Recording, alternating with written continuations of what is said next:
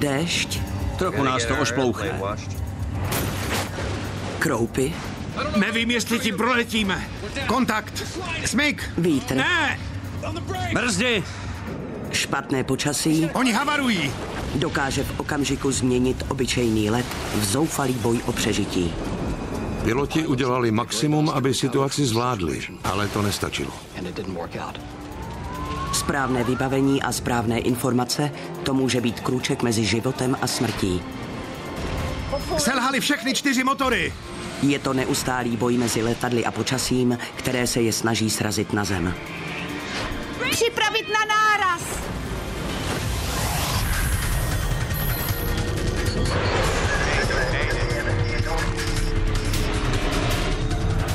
Česká televize uvádí sérii kanadských dokumentárních rekonstrukcí Letecké katastrofy. Tento příběh je pravdivý, rekonstrukce se opírá o úřední protokoly a líčení očitých svědků. Kruté nebe. Byl začátek prosince. Východní pobřeží Spojených států bičovala silná sněhová bouře. Dnes tu máme na toto roční období zajímavý meteorologický úkaz. Přes východní oblasti Spojených států se ženou silné bouře. Pro většinu lidí je chladné zimní počasí na nejvýš nepříjemné. Ale pro ty, kdo cestují letadlem, může zhoršení počasí znamenat smrt. Malý dopravní letoun společnosti Continental Airlines s 48 lidmi na palubě se zřítil na předměstí Buffalo. Nikdo nepřežil.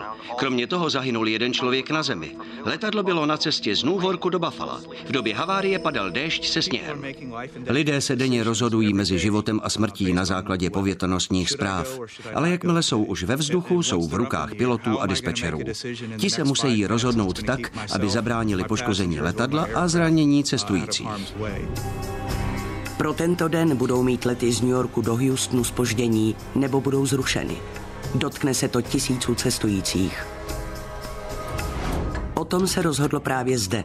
Dnešní počasí znemožňuje povolit bezpečný let. Naším úkolem je dbát o bezpečnost letu. Co se právě děje? Tohle je aktuální situace. Tady máme nenápadná bouřková jádra. Tato místnost je první obrannou linií, která chrání piloty před nástrahami nebezpečného počasí. Jsme ve federálním leteckém meteorologickém středisku v Kansas City. Meteorologové sledují nepřetržitě oblohu nad celými Spojenými státy a pátrají po známkách počasí, které by mohlo ohrozit bezpečnost letecké dopravy. Bouře, kterou dnes sledují, k tomuto druhu atmosférických poruch patří.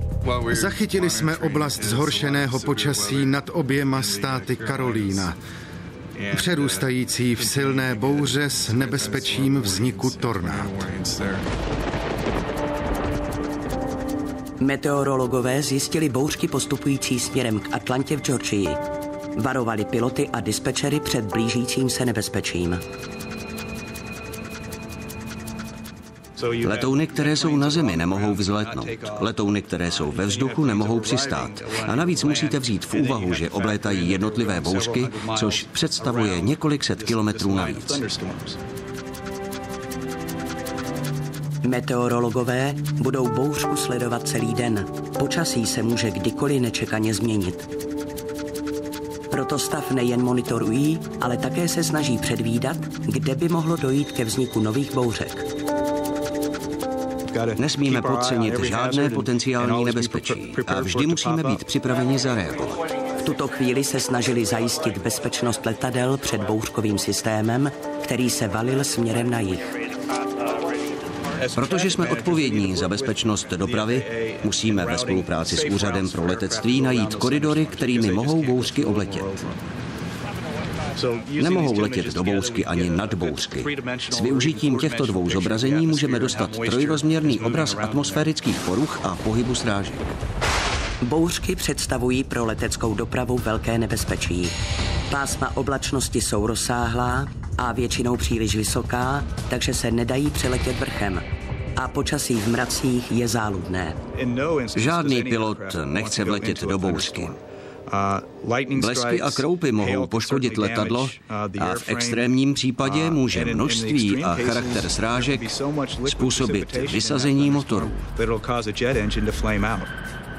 Meteorologové si uvědomují nebezpečí, které bouřky představují. Následující tragická havárie je výmluvným varováním. 4. dubna 1977. Dobrý den. Dobrý den. Letenku, prosím. Letoun Southern Airways let 242 mířil do Atlanty. Uličkou dopředu a vpravo. Příjemný let. Děkuji. Letenku? Tady na jihovýchodě Spojených států je většinou vysoká vlhkost a vysoká teplota. To jsou ideální předpoklady pro vznik bouřek. V Huntsville pršelo a tak nám řekli, počasí se zhoršuje, nepodávejte občerstvení. Tak jsme ho do Atlanty nepodávali. Stejně je to jen kousek. Dispečeři poskytli posádce letový paket s předpovědí počasí. Slibujete nám tu pěkné počasí. Jasně, to nejlepší. Ale ta byla 2 hodiny stará a nikdo ji neaktualizoval. Když jsme vzlétli, byl jsem docela překvapen. Skutečně jsem si myslel, že narolujeme na konec dráhy a počkáme tam, protože počasí vypadalo dost ošklivě. Jenže jsme okamžitě vzlétli. Ještě v blízkosti letiště dostali piloti od dispečera zprávu varující před nepříznivým počasím. Southern Airways 242. Mám snímek z meteoradaru. Vypadá to na špatné počasí a asi 8 kilometrů před vámi. Velmi silné srážky. Už teď jsme v silném dešti. Horší už to snad nebude, nebo ano? V roce 1977 se piloti mnohem více spoléhali na sebe, než na informace z pozemního střediska. V tomto případě měli palubní meteoradar. Tomu nerozumím, vypadá to na déšť. Co myslíš, tamhle je díra? Jo, tamhle je díra. To je všechno, co vidím. Piloti používali radar, aby se vyhnuli oblastem se špatným počasím. Snažili se vyhýbat světlým plochám, které znamenaly srážky. Podle radaru to tady vypadá dobře. Myslím přímo před námi. Bude to asi nejlepší trasa. Na základě této informace a na základě toho, co měli za sebou, došli k závěru, že nejlepší je mezi mraky proletět. Když piloti Southern Airways let 242 zamířili mezi mraky, vlétli přímo do řady bouřkových jader. Vypadá to špatně. Žádná díra tam není. Letoun mířil přímo do středu bouře. Tak je tam ta díra? Moc to nevypadá. Zdálo se, že mezera mezi 2 bouřkovými mračny, kterou předtím piloti viděli, zmizela. Piloti nemají rádi bouřky, ať jde o jakýkoliv druh nebo typ.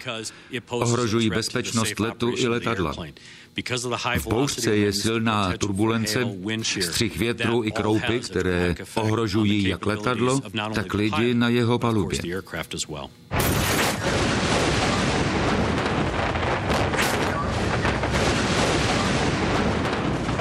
Ty kroupy, to byl snad největší rámus, jaký jsem v životě slyšel. Bylo to, jako bych byl v plechovém sudu, na který někdo sype štěrk. DC-9 se vnořil do mraků. Bude lepší proletět nebo se vrátit? Nevím, jestli tím proletíme. Do letounu nepřestávaly bušit obrovské kroupy. Zkus proletět. Rovnou do toho hnusu. Jasně, doleva, přibližně tudy. Piloti se pokoušeli bouřce vyhnout, ale radar je vedl přímo do jejího středu. Snad to půjde tudy. Obraz z radaru je mátl. To, co považovali za oblast bez srážek, bylo ve skutečnosti jádro bouřky. Piloti Southern Airways nakonec mířili do oblasti, kde se spojilo několik bouřkových jader a vytvořilo bouřkovou linii. To je oblast, kde se bouře pohybují velkou rychlostí, vytvářejí silný vítr, kroupy a dokonce i tornáda. Tady 242 máme poškozená čelní skla, zkoušíme se dostat do 4600, jsme ve 4300. Když jsem se podíval na předek levého motoru, viděl jsem, jak se po nárazu krup dělají stále větší prohlubně na prstenci vstupu vzduchu a na centrálním kuželu. A motor začal vydávat takový zvuk, jako by dobíhal. Silné krupobytí zablokovalo protipumpážní dvířka motorů DC-9. Série pumpáží tak vedla ke zničení motorů. Levý motor ztrácí tah. Levý motor vysadil. Ztratili jste motor a máte rozbité přední sklo? Ano, pane. Bože můj. Druhý motor také odchází. Přišli jsme o druhý motor. Southern 242, opakujte. Vyčkejte.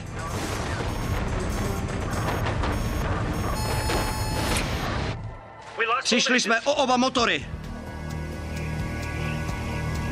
To, co následovalo, vedlo ke tragické letecké katastrofě a v důsledku vyvolalo velké změny v celém systému meteorologické služby.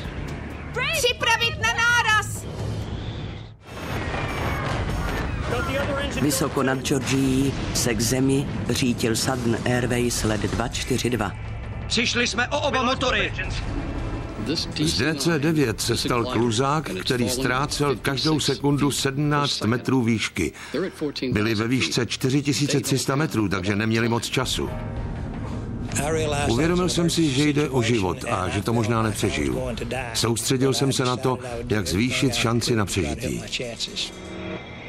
Letoun vypadl z bouřkového mraku se zničenými motory. Nahoď ty motory.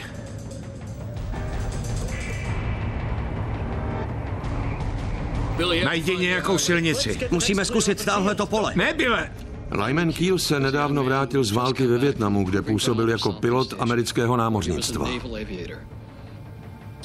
Naučil se přistávat v noci na houpající se palubu letadlové lodi, plující v Jihočínském moři.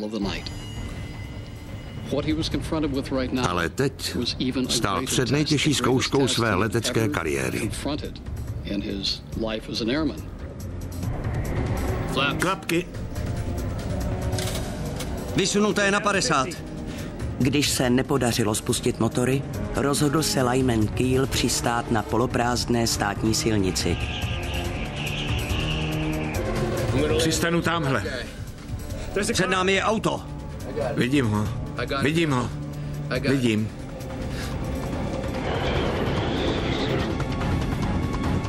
Připravit na náraz!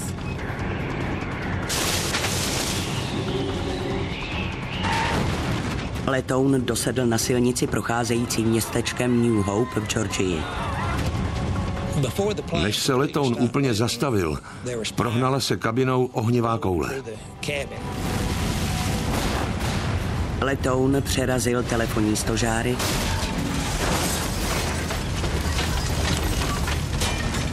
a narazil do benzínové pumpy. Místo, kde jsem přišla k vědomí, se těžko popisuje. Uviděla jsem záblesk světla a pomyslela si, že jim musím projít, ať je na druhé straně cokoliv.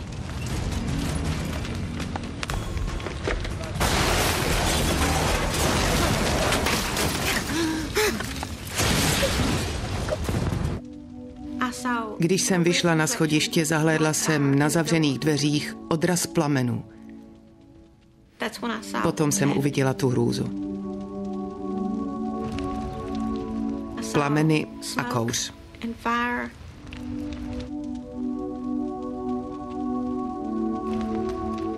Přicházeli ke mně lidé. Nekřičeli, ne, byli úplně sticha. Vrátila jsem se do kuchyně, kde bylo plno lidí. Věděli, že jsou v domě a já jsem doufala, že se tam cítí bezpečně, ale potřebovali pomoc. Ten den si budu pamatovat do smrti. Viděla jsem hořící stromy, hořící borovice, kusy letadla. Bylo to hrozné. Na palubě letounu zahynulo 72 lidí, přežilo 22. Let Southern Airways 242 havaroval potom, co letoun DC-9 ztratil tah obou motorů. Tragédii se dalo předejít, kdyby měla posádka aktuálnější meteorologické informace z Huntsvilleu. Kdyby viděli pásmo bouřek a to, jak se začínají spojovat přímo na trase letu, pravděpodobně by letěli jinou cestou nebo by zůstali v Huntsville. Tato tragédie jen potvrdila, že je nezbytné zřídit letecké meteorologické středisko. Po vyšetření příčin havárie Southern Airways 242 v roce 1977 vydal Úřad pro bezpečnost dopravy 2 doporučení. Jedním bylo zvýšit přesnost předpovědí bouřek a prudké turbulence. Druhým bylo zřízení meteorologické služby při každém středisku řízení letů. To se podařilo během 1 roku. V době, kdy došlo k havárii Southern Airways 242, rozesílalo meteorologické středisko varování před bouřkami každé 4 hodiny. To je pro zaznamenání prudkého vývoje bouřkové oblačnosti příliš dlouhý interval. Jejich doporučení, kterým se od té doby řídíme, bylo komunikovat s dispečery a piloty ve vzduchu minimálně každou hodinu. A pokud dojde k nečekaně rychlému vývoji, a situace to vyžaduje, potom i častěji. Po osudné havárii zřídilo meteorologické středisko novou stálou službu, která je odpovědná za sledování vývoje bouřkové oblačnosti nad územím Spojených států. Onen prosincový den měli meteorologové plné ruce práce. Bouřka, která zasáhla Atlantu, se dala do pohybu. Jak vidíte, je tu minimum letadel, hlavně tady nad východem Severní Karolíny, kde jsou bouřky nejsilnější. Kromě poskytování zpráv o počasí mají meteorologové velkou zodpovědnost. Pokud je vývoj počasí velmi nepříznivý, mohou uzavřít rozsáhlé oblasti vzdušného prostoru. Děje se tak rozesíláním varovné zprávy zvané SIGMET. SIGMET doporučuje pilotům, jak se vyhnout oblastem s nebezpečným počasím. Jakmile máme jistotu nebo vážné obavy ze vzniku nebezpečných bouřek, silných turbulencí nebo námrazy, rozesíláme SIGMET. Co mají piloti dělat? Vyhnout se oblastem, kde hrozí, že vlétnou do bouřky. Bouře byla tak silná, že meteorologové uzavřeli některé oblasti vzdušného prostoru pro leteckou dopravu. Kvůli silným bouřkám jsme uzavřeli velkou oblast. Od Norfolku až k pobřeží Georgie. Rozesílání SIGMETu je snadné. Meteorolog označí oblast, které se mají letouny vyhýbat na svém počítači. Informace je automaticky sdílená dispečery v celé zemi. Piloti dostanou okamžitě pokyn ke změně trasy letu. Teď některé letouny, které chtěly proletět, musí bouřku oblétnout. Dispečeři jim hledají nové cesty mimo bouřková jádra. Provedou je individuálně, po co nejbezpečnější trase.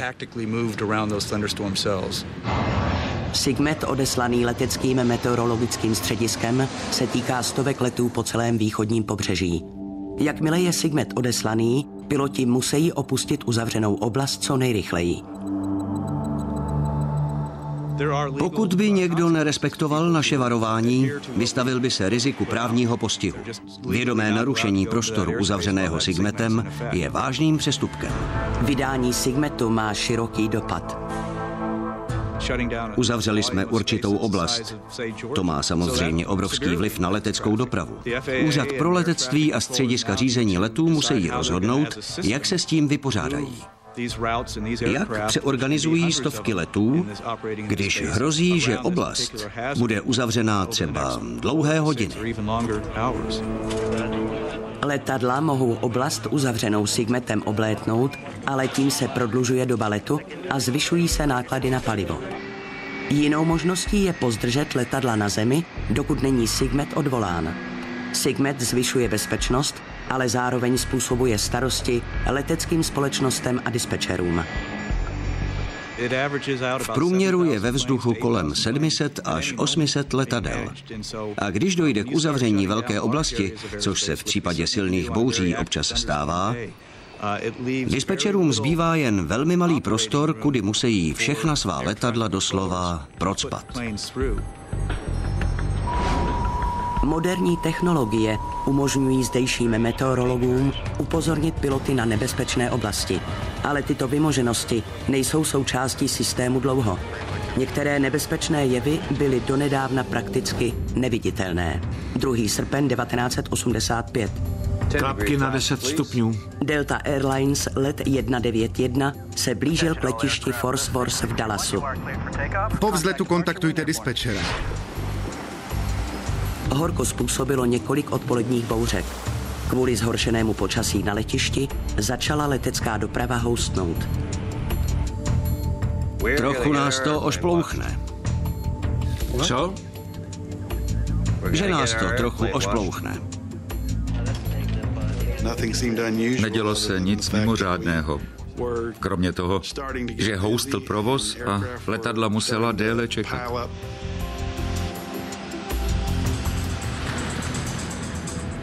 Věž Delta 191, prolétáme deštěm, ale jinak v pořádku.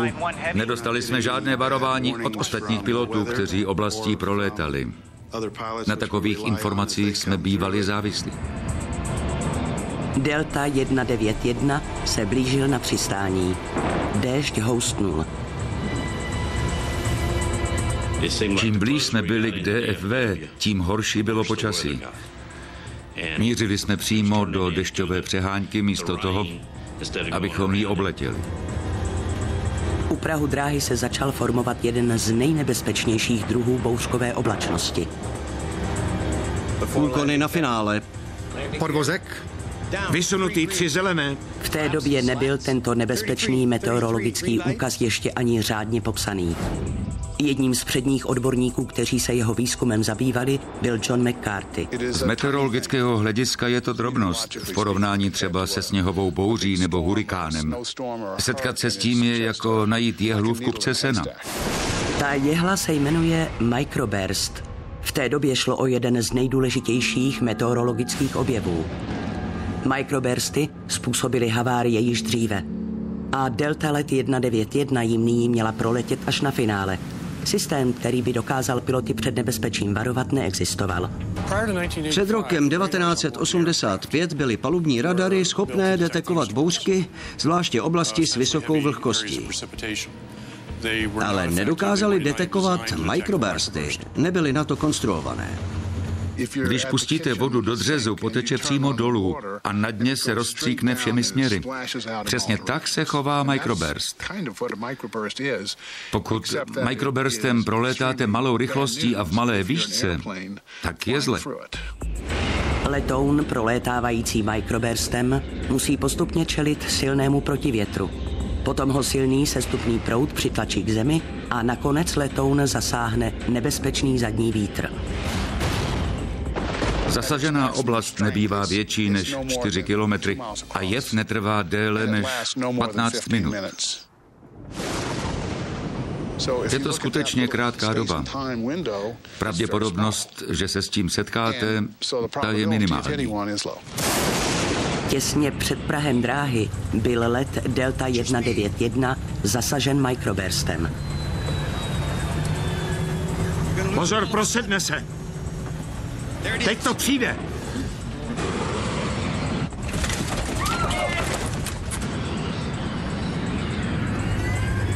Plný výkon. Plný výkon. Plný výkon. Plný výkon. Na doraz. Přitáhl jsem si pásy tak těsně, jak to šlo. Bylo by slyšet špendlík, kdyby spadl. Bylo doslova hrobové ticho. Sakra, drž!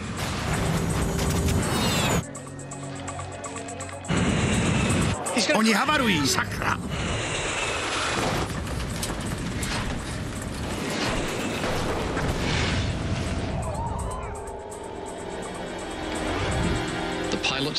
Piloti letu Delta 191 udělali maximum, aby situaci zvládli, ale to nestačilo. Zahlédl jsem je v poslední sekundě. Řítili se přímo proti nádrži. Potom došlo k výbuchu. Nebyla to ohnivá koule, ale ohnivá stěna. Připadalo mi, že se to seběhlo strašně rychle. Na nejvýš 5 sekund. Nevím, jak dlouho to trvalo. Potom se čas zastavil. Najednou jsem vzhlédl a přede mnou nebylo nic. Všechno bylo pryč. Viděl jsem celé okolí, jako by letadlo rozpárali otvírákem na konzervy.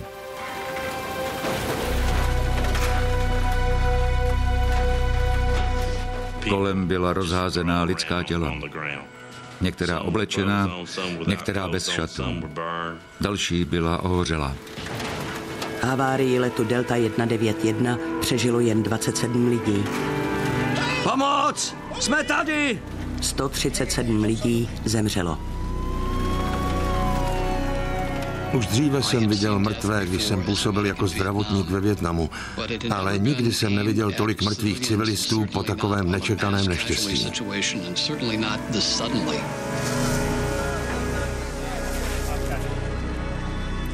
Těžko můžeme vinit posádku. Měla se vyhnout bouřce, ale v létě jsou v Dallasu bouřky na denním pořádku. Nevěděli, které se mají vyhnout dřív. To byl ten problém. Po havárii letu Delta 191 věnoval Federální úřad pro letectví maximální úsilí nalezení technologie, která by zabránila tomu, že budou microbursty znovu zabíjet. Díky tomu, že jsme si vzali ponaučení z tragédie letu Delta 191, je letecká doprava bezpečnější. Jedním z důležitých ponaučení bylo, že stávající technologie je nedostačující. Zjistili jsme, že při detekci microburstů je mimořádně účinný pozemní dopplerovský radar. Na rozdíl od tehdy běžně používaných meteorologických radarů, dokázal dopplerovský radar zjistit i směr proudění v bouřkovém mraku. Když se podíváte na obrazovku dopplerovského radaru, vidíte, jak jedna část stoupá a druhá klesá. Když je mezi nimi minimální vzdálenost, nemůže to být nic jiného než microburst. Tomu se říká neklamné příznaky. Tak to funguje. Jakmile dopplerovský radar zaregistruje microburst, odešle informaci dispečerům a ti mohou varovat piloty. Let 236 varování před microbursty. Ohlaste další postup. Po havárii letu Delta 191 byly dopplerovské radary nainstalovány na nejohroženější letiště. Také na Dallas Fort Worth. Ale technologie je jen jeden článek řetězu. Někdy piloti udělají špatné rozhodnutí, i když mají správné informace. To bude mazec. Musíme tím rychle proletět. Onen den byl pro tisíce pasažérů letecké dopravy dlouhý. Přes jižní oblasti východního pobřeží Spojených států se přesouvala silná sněhová bouře. Stálá služba leteckého meteorologického střediska musela uzavřít velké části vzdušného prostoru. Stovky letadel nedostaly povolení ke vzletu nebo museli změnit trasu letu. Ale uzavřením vzdušného prostoru práce neskončila. Když se bouře dále vyvine a zesílí, přinese sebou další rizika. Námrazu, turbulenci, silný vítr a střih větru v přízemní výšce. Meteorologové umějí předpovídat zhoršení počasí a poradit pilotům, jak se mu vyhnout. Ale někdy může katastrofu způsobit i to, jaká rozhodnutí piloti na základě těchto informací udělají. 1. červenec 1999. American Airlines let 1420 měl kvůli počasí zpoždění. Dispatching, prosím. Tady Michael Origel. K cílovému letišti Little Rock v Arkansasu se blížila bouře. Piloti letu 1420 dostali od dispečinku informace o bouřkových systémech v oblasti mezi Little Rock a Dallasem. Dostali také upozornění, že se bouřky přibližují k sobě a že na průlet jim zbývá jen rychle se zužující ulička.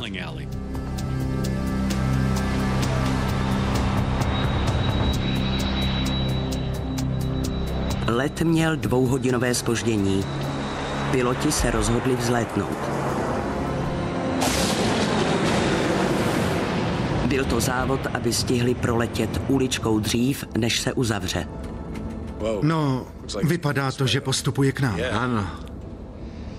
Vepředu se blízká. Já myslím, že to zvládneme. Protáhneme se tou uličkou.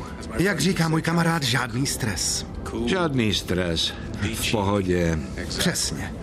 Kdyby to nestihli, museli by přistát na záložním letišti nebo riskovat přistání ve špatném počasí. Dispečer je také upozornil, že jestli to chtějí do uličky, myslím do úzké oblasti s dobrým počasím, stihnout, nemají moc času.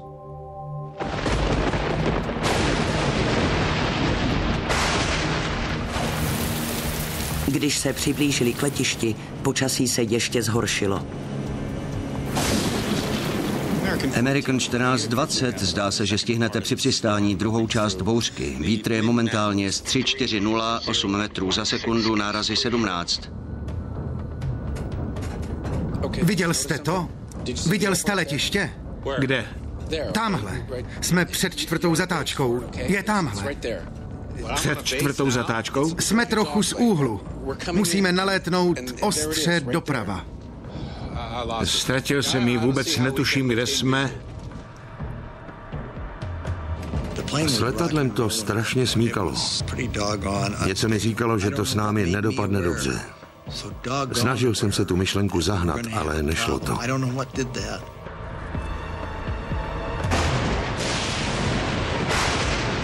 Zaujal nás jeden výrok kapitána zachycený na záznamníku hovorů v kokpitu. Nesnáším, když musím v noci lítat na vizuál a přitom vůbec netuším, kde jsme. To naznačovalo, že si neuvědomovali vážnost situace a netušili, do jakého počasí se řítí. American 1420, na letišti momentálně hustě prší. Žádné nové zprávy o počasí, ale pozor, dohlednost na dráze pravá 4 je 900 metrů. Když se piloti American Airlines let 1420 blížili na přistání, dohlednost se ještě zhoršila. Vítr momentálně z 350, 15 metrů za sekundu, nárazy 23. Můžeme přistát? 03015 metrů, American 1420. Dohlednost 900, to nepůjde. 900 je... Kolik potřebujeme? Limit je 720. No tak dobře. To zvládneme. Za takových podmínek rychle stoupá psychologická zátěž pilotů. Je bouřka a oni musí dělat velká množství rozhodnutí ve velmi krátkém čase. 15. Podvozek. Přistávací světla. Piloti mohli přelétnout na záložní letiště, ale rozhodli se přistát. Na věži se rozeznělo varování před střihem větru. Pozor, střih větru. Ve středu plochy vítr 350, 16 metrů, nárazy 23. Severní okraj vítr 310, 15 metrů. Na severovýchodě vítr 320, 17 metrů. 300 metrů. Klapky. 40. Jak tohle dopadne? Vítr z 330, 14 metrů. Budu se držet výš. Vidíte tu dráhu? Ne. Já ano. Jste v ose. Vidím ji, vidím. Vítr z 330, 14 metrů. Nejsme v ose. Nevidím dráhu. Doprava. Nic nevidím. Vidíte ji? Vidím. Nad letištěm foukal silný vítr, dráha byla kluská a piloti se blížili na finále. 12 metrů. 9. 6. 3.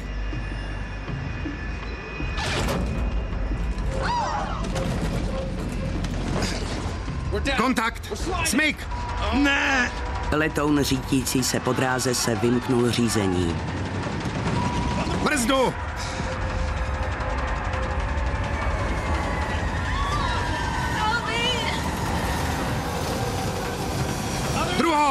Druhou.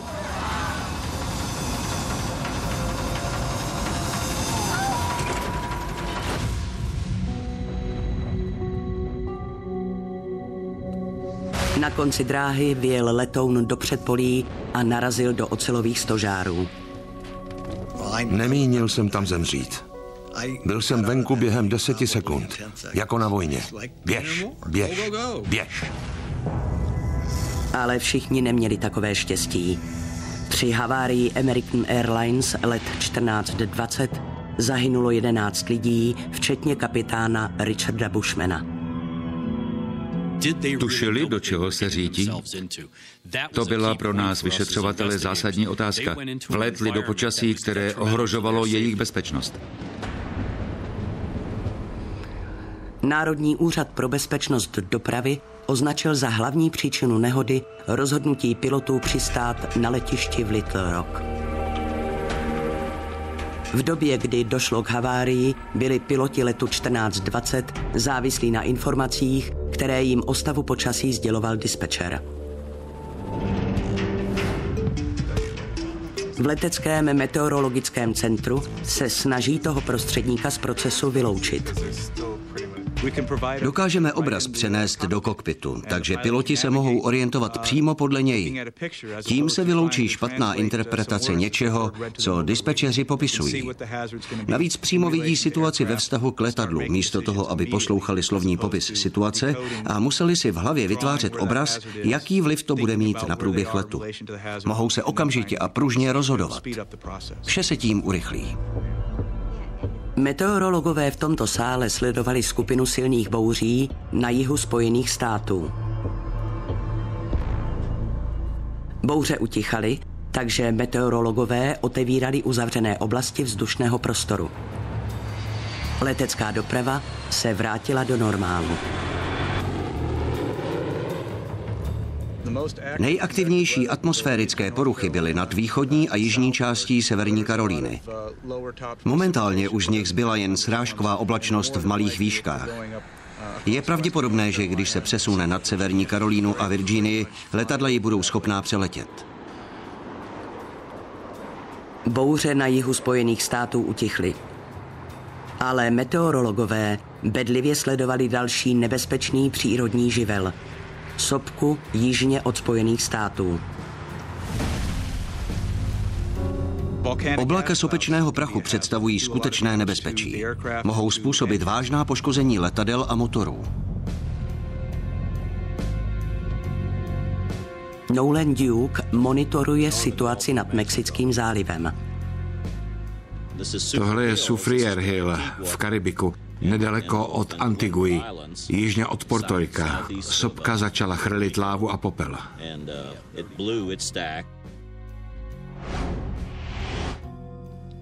Soufriere Hill chrlila popel už týden. Oblak popela představuje pro letadla, která by jim prolétla, velké nebezpečí. Letecké meteorologické středisko vydalo SIGMET, aby nasměrovalo leteckou dopravu mimo oblast zasaženou mrakem. Tohle jsou snímky pořízené v hodinových intervalech. Ve slunečním záření jsou oblaka sopečného popela. To jsou tyto světlejší oblasti.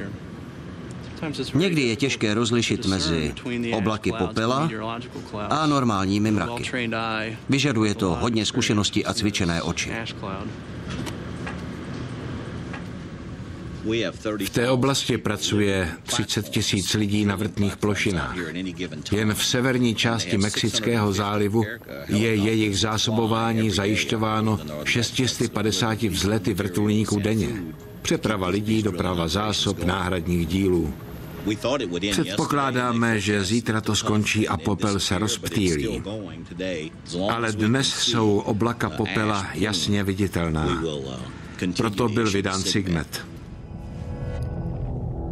Na rozdíl od popela, který se vznáší nad komínem nebo nad lesním požárem, se nejedná o měkký materiál. Jde o velmi jemné částice pevného materiálu, hornin a minerálu. Jemný prach je schopný poslat k zemi letoun se vzletovou hmotností přes 300 tun. 24. července 1982. Jaké nebezpečí představuje oblak sopečného prachu, zjistila posádka letounu British Airways. Seděli jsme na místech a sledovali přístroje, když se za oknem najednou začaly objevovat mihotavé záblesky světla. Na ostrově Jáva explodovala sopka Galunggung a piloti o tom neměli ani zdání. Boeing 747 vlétl do oblaku vulkanického popela, který obsahoval pevné částice. Tření způsobilo mihotavou záři. V suchém prostředí docházelo při tření částic o povrch letounu k indukování elektrického náboje. Jeho optický projev se někdy nazývá Eliášův oheň. Na mojí straně také. Ale posádka netušila, o co jde. Světelná show nabírala na intenzitě. Nakonec jsme zůstali sedět a zírali do čelních oken ozářených bílými, mihotavými světly. Také cestující na palubě spozorovali tajemnou záři kolem motorových gondol letadla. Do kabiny začal pronikat štiplavý kouř. Ventilační systém nasál vulkanický prach. Letoun, prolétající oblakem prachu, tajuplně světélkoval. Ale to nejhorší mělo teprve přijít. Porucha motoru číslo 4. Hasit 4. Prach zadusil jeden z výkonných motorů letadla. Páka spouštění. Vypnuto. Z motorů šlehaly plameny. Někdo říkal, že jsou aspoň 10 metrů dlouhé. Hlavou se mi honila spousta otázek. Může oheň propálit trup letadla? Může proniknout až k nám do kabiny? Uhoříme? Nebo se udusíme?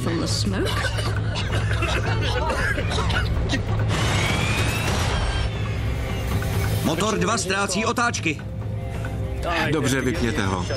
Počkejte. 1 a 3 vypadly taky. Zbývající motory vysadili téměř současně. Začalo to vypadat velmi vážně. Během 1,5 minuty jsme ze 4 normálně fungujících motorů neměli ani jeden. Z Boeingu 747 se stal kluzák padající do moře. Posádka se zoufale snažila motory znovu nahodit, ale kvůli vulkanickému prachu se jim to nedařilo. Teplota ve spalovací komoře se pohybuje kolem 1000 stupňů Celsia. A vulkanický popel se taví asi při 750 stupních. Jakmile roztavený popel pronikl hlouběji do motoru, mírně se ochladil a proměnil se v mazlavou hmotu. Přilepil se ke stěnám a motor začal zadírat. V jádru motoru došlo k narušení plynulého proudění vzduchu. To způsobovalo samozápaly paliva a následné vysazení motoru.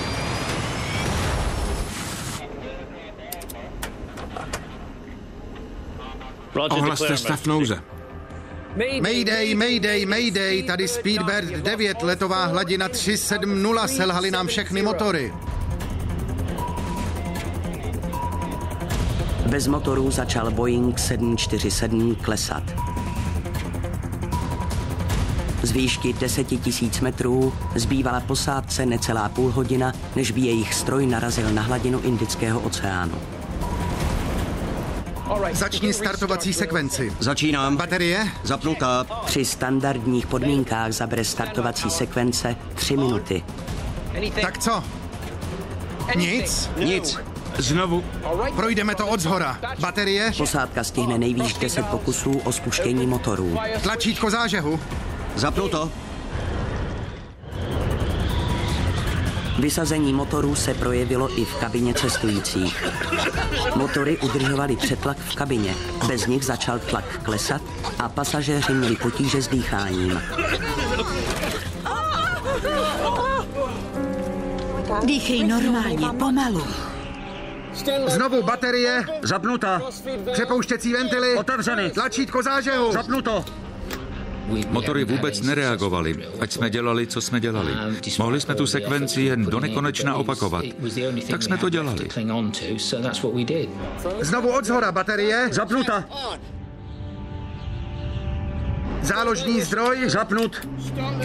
Tlačítko zážehu? Zapnuto. Jak to vypadá? Pořád nic. Přistání na moři je mimořádně obtížné i za příznivých podmínek. A ty naše byly krajně nepříznivé. Nikdy jsem nic takového nezažil. Dámy a pánové, hovoří kapitán, máme technické potíže. Zastavili se nám všechny 4 motory. Na odstranění závady intenzivně pracujeme. Prosíme, zachovejte klid. Dobře, znovu odzhora. Baterie? Zapnuta. Záložní zdroj? Zapnut. Tlačítko zážehu, něco? Nic. Tak znovu odzhora. Baterie? Zbývalo nám už jenom několik minut. Potom bychom se museli obrátit nad moře, abychom se vyhnuli horám na jižním pobřeží ostrova. Když dělilo British Airways let 009 od hladiny 3500 metrů, Záložní zdroj! Zapnut. motor číslo 4 se probral k životu.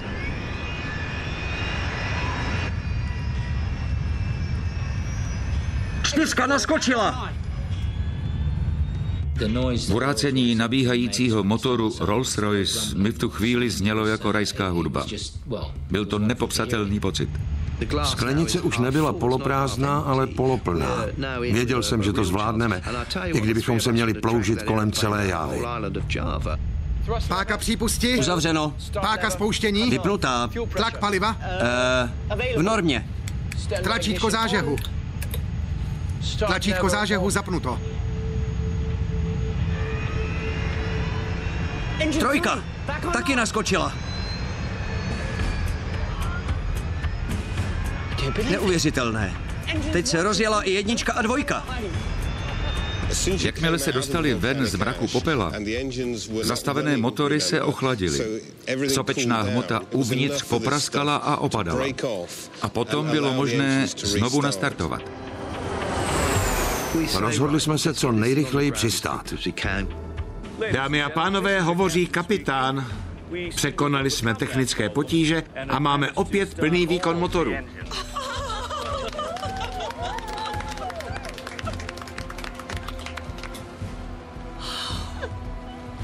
Míříme na letiště v Jakartě, kde bychom měli přistát za 15 minut. British Airways let 009 bezpečně přistál. Nikdo nebyl zraněn a kromě toho přivezl cennou zkušenost. Nové poznatky jsme zahrnuli do systému výcviku pilotů. Teď už vědí, jaké příznaky mohou očekávat a co znamenají. Po nouzovém přistání British Airways let 009 v Jakartě byla zlepšena komunikace mezi geology a piloty, kteří se musí vyhnout oblakům sopečného prachu. Ve dne jsou poměrně dobře vidět. Ale v noci měli k dispozici jen radar, který vulkanický prach nedetekoval. Je něco na radaru? Nic. Takže nic neviděli a letěli přímo do středu oblaku prachu.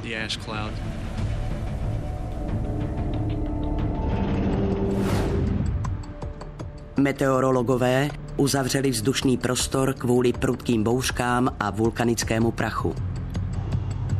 Počasí na východním pobřeží se naštěstí umoudřilo a sopečný prach se rozptýlil. Skutečně tu nesedíme s nohama na stole. Pořád se něco děje. Jedna bouřka skončí a druhá se začne formovat a my je musíme mít všechny pod bedlivým dohledem. Tvořila se další bouřka. Piloti v oblasti Seattlu hlásili silnou turbulenci. Momentálně musíme sledovat 2 systémy. Jeden nad centrální Kalifornií a další, který vypadá jako mohutnější a silnější, se blíží od pobřeží nad Washington a Oregon. Na ten si budeme muset dát pozor. Jen během jednoho bouřlivého prosincového dne využilo leteckou přepravu více než 1 000 000 cestujících. Některá letadla měla zpoždění, ale nedošlo k žádné havárii zaviněné počasím. Ideální by bylo, kdyby nebyly žádné mraky a žádné nebezpečné počasí. Byla by jen blankitná obloha a bezvětří. Pomáháme lidem létat bezpečně. Když povinnost zavolá, musíme být připraveni. Dnes si snad oddychneme, abychom byli připraveni na další boj s počasím. České znění připravilo Centrum převzatých pořadů Česká televize 2010.